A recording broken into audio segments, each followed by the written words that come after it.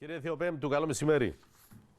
Καλό μεσημέρι και σε εσάς. Ένα μέτρο αυτό που συζητούσαμε τώρα με την τροχέα, δηλαδή που θα έχει άμεσες συνέπειες στον οδηγό που παρανομεί για να νιώσει ότι γιατί αν πας τώρα δικαστήριο μετά από 3, 4, 5 χρόνια μπορεί να το επαναλάβεις πολλές φορές και να μην σε εντοπίσει καν η αστυνομία αλλά να κινδυνεύει και ο απέναντί σου. Είναι ένα μέτρο το οποίο θα βοηθήσει, θεωρείτε, κύριε Θεοπέμπτου?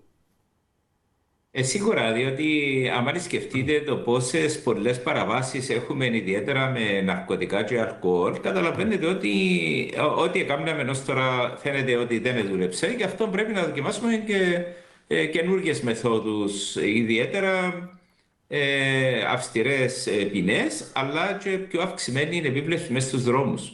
Είναι πάρα πολύ σημαντικό να νιώθει ο κόσμος που παρανομεί ότι δεν είναι εύκολο να ξεφύγει από την αστυνομία. Ότι δεν είναι μόνο οι κάμερες που ξέρουμε που είναι, αλλά είναι και περιπολικά και αστυνομία και γενικότερα. Για να δούμε στην πράξη τι θα αποφέρει. Πάμε στους ρήπους. Το μισό δις έχει πράξει το κράτος από εκπομπές ρήπων, κύριε Θεοπέμπτου? Από τις πληροφορίες που έχω είναι αρκετά, ναι, είναι τέτοια τα ποσά, αλλά η πληροφορία η οποία έχω μπροστά μου, που είχαμε ενημέρωση επίσημη από την κυβέρνηση, είναι γύρω στα 180 με 200 εκατομμύρια και μιλώ για τον τελευταίο χρόνο το 2021, οπότε μου λείπουν και 4 χρόνια οι πίνακες. Γιατί ζητούμε τους συνεχώς από το Υπουργείο και δεν μας τα στέλνουν εύκολα. Αυτή η άρνηση τι μπορεί να σημαίνει, αποστολή των στοιχείων, κύριε Θεοπέμπτου? Πίνακες που ετοιμάζει το Υπουργείο Οικονομικών, δεν έχει σχέση με το Υπουργείο Γεωργίας, γιατί καταλαβαίνετε ότι οι λεφτά πηγαίνουν σε πάρα πολλά υπουργεία, οπότε τους πίνακες ετοιμάζει τους το Υπουργείο Οικονομικών και παρακαλούμε για να τους πιάσουμε στην Επιτροπή. Και κανονικά πού πρέπει να πηγαίνουν αυτά τα δις, αυτά τα εκατομμύρια που παίρνει το κράτος από τους ρήπους, κύριε Θεοπέμπτου?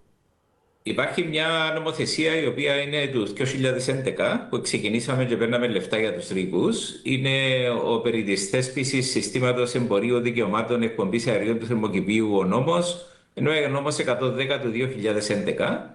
Μέσα στο άρθρο 21.4 αναφέρει πώς μπορεί η κυβέρνηση να χρησιμοποιήσει αυτά τα λεφτά.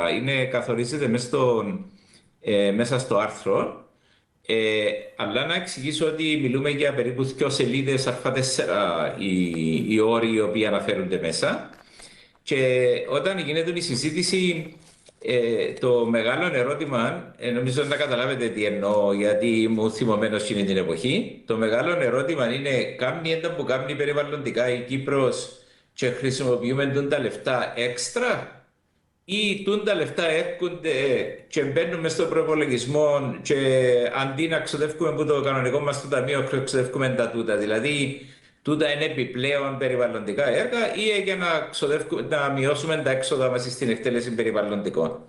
Οπότε η προσπάθεια που έκανα τότε ήταν να μπαίνουν σε ένα ξεχωριστό ταμείο και να έχει η Επιτροπή η οποία να αποφασίσει ποια έργα να εκτελεστούν. Αλλά δυστυχώς δεν επέρασε η τροπολογία μου, έτσι μπαίνουν μέσα στο Άγιο Ταμείο της κυβέρνησης και βασικά βγάλει κέρδος η κυβέρνηση γιατί μείνουν λεφτά να κάνει άλλα έργα. Και δεν πάει αυτό το κονδύλιο εκεί που πρέπει να πάει, κύριε Θεοπέμπτου. Τι θα κάνετε να το αλλάξετε αυτό, ή δεν μπορείτε να το διαφοροποιήσετε? Δεν υπήρχε υποστήριξη στη Βουλή όταν δοκίμασα, οπότε δεν νομίζω να υπάρχει ούτε και τώρα.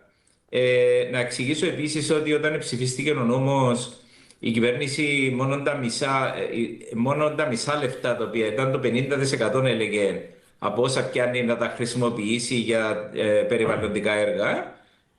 Αλλά τώρα πρόσφατα άλλαξε ο νόμος και πηγαίνουν όλων το ποσό πηγαίνει εκεί.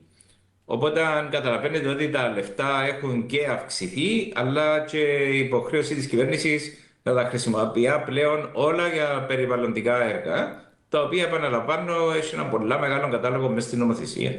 Χρόνο με το χρόνο μειώνονται αυτά τα ποσά ή αυξάνονται, κύριε Θεοπέμπτου? Αυξάνονται και θα αυξηθούν πάρα πολλά τώρα. Γιατί ψηφίσαμε και τον εναρμονιστικό νόμο στη Βουλή.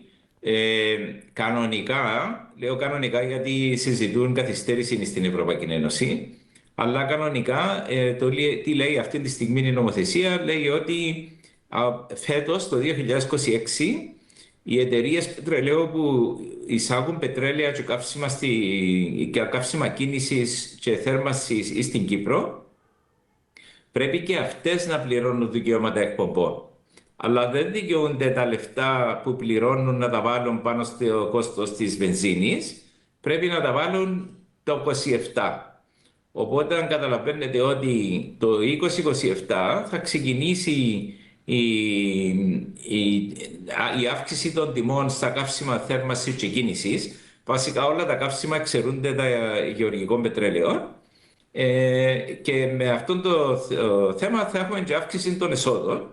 Αλλά εμένα η ανησυχία μου σε τούτο το κομμάτι είναι το γεγονός ότι αν αυξηθεί η τιμή της τιμής του πετρελαίου σε κίνηση και θέρμανση, καταλαβαίνετε όχι πάρα πολύ φτωχόν κόσμο, ο οποίος είναι να δυσκολεύεται, γιατί μιλούμε για 10 με 15 σεντ αύξηση το 27 πάνω στην τιμή των καυσίμων και τούτη η αύξηση να αυξάνεται συνέχεια, να μεγαλώνει και μπορεί να μιλούμε και 30-40 σεντ το 2030. Οπότε η Ευρωπαϊκή Ένωση μας δίνει γύρω στα 175 εκατομμύρια για να βοηθήσουμε το φτωχόν των κόσμων και αγωνιούμε όλοι να δούμε ποια θα είναι η απόφαση της κυβέρνησης, πώς θα τα χρησιμοποιήσει, γιατί αν δεν κάνω λάθος έχει καθυστερήσει και δεν έχει ειδοποιήσει ούτε την Ευρωπαϊκή Ένωση πώς θα τα αξιοποιήσει.